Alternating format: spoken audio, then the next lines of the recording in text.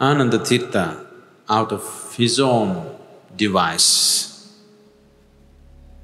and deception, he devised it in such a way that he will always be in Gautama's physical presence.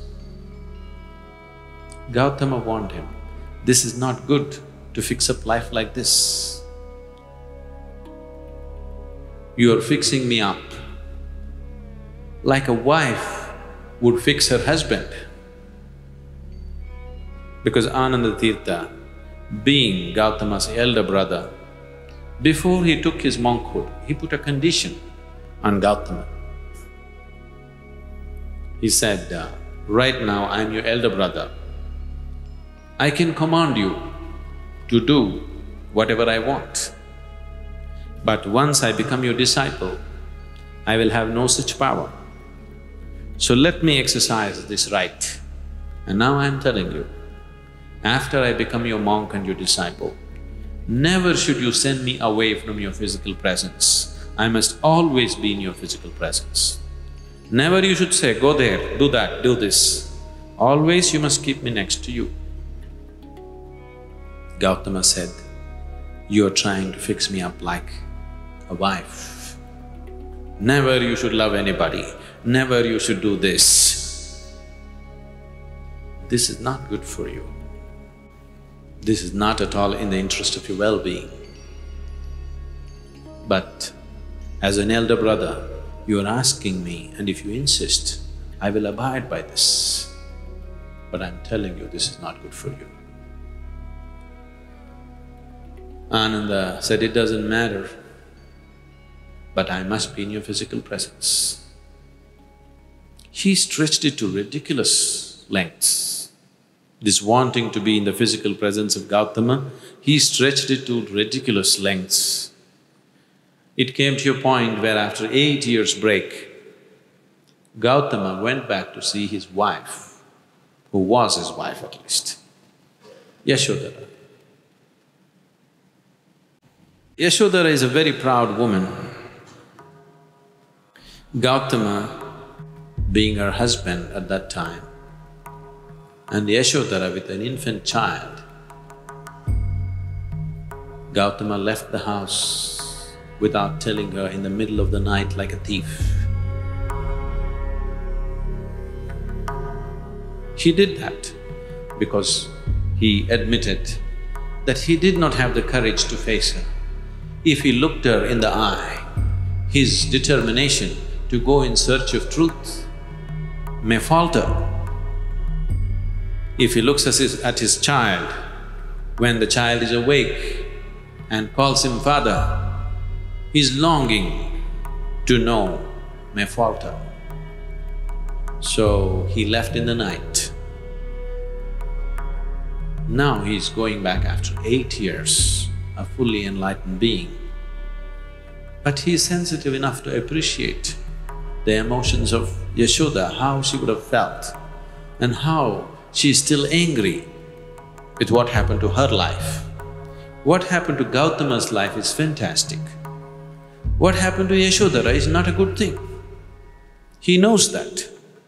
So he is going there to see what he can offer to her now to compensate for what she has lost in these 8 years.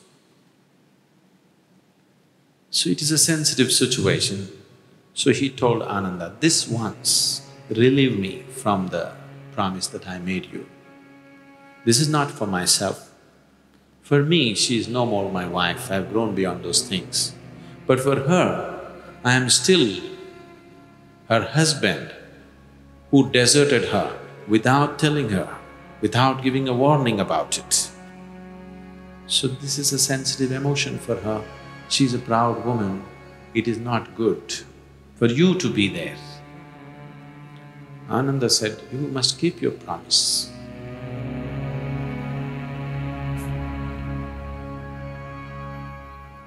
Gautama bowed down and said, okay. And he took him there also into that situation. When Yashodhara saw that he's come with an assistant monk to face her, she just flew into a rage. Gautama knew this. He said, this once relieve me of this promise that I made. This is nothing spiritual, that you are going to miss anything. This is about my wife. He said, no. Then, towards the end of Gautama's life, Gautama's work created many enlightened beings. But Ananda was still the same man. One service he has done for us is, he recorded everything, events that happened according to his understanding. But he recorded everything very diligently. So, people asked, why is he still like this? So many people just came and met you for a moment and they got enlightened.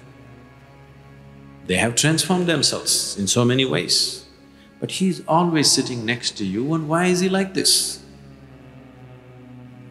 Gautama just said, a spoon cannot taste the soup.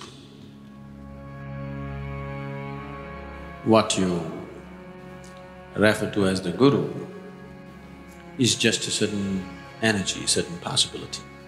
It's not the person.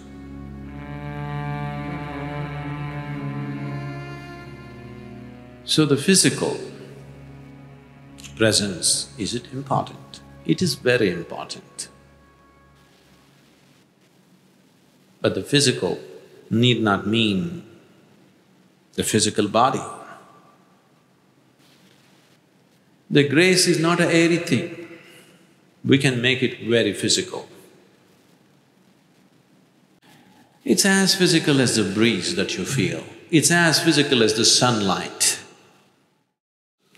Initially, when a person is just beginning to become receptive, being in the physical presence of the Guru becomes very essential, because your way of perception is only seeing and hearing and five senses.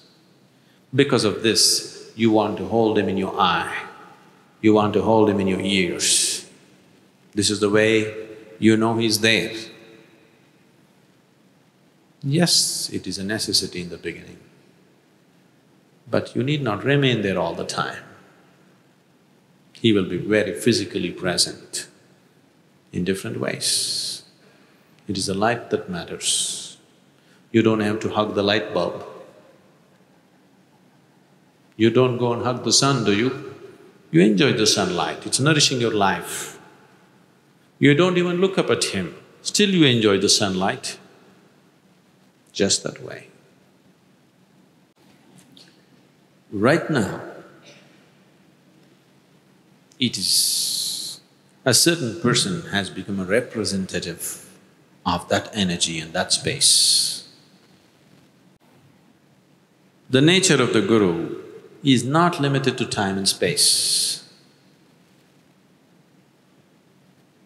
So, it is not because you sit next to the light bulb, you get the maximum light. You could be 1,000 miles away and you may receive more grace than the person who is right now sitting next to that person. The Guru is on all the time, speech or no speech. But you pay attention to him only when this willy man is speaking. If you learn to pay attention to him all the time, you will see he is very physically with you, very physically, as physical as sunlight, as physical as the breeze that you feel. I think that much physicality is enough. More than that, it could be a trap.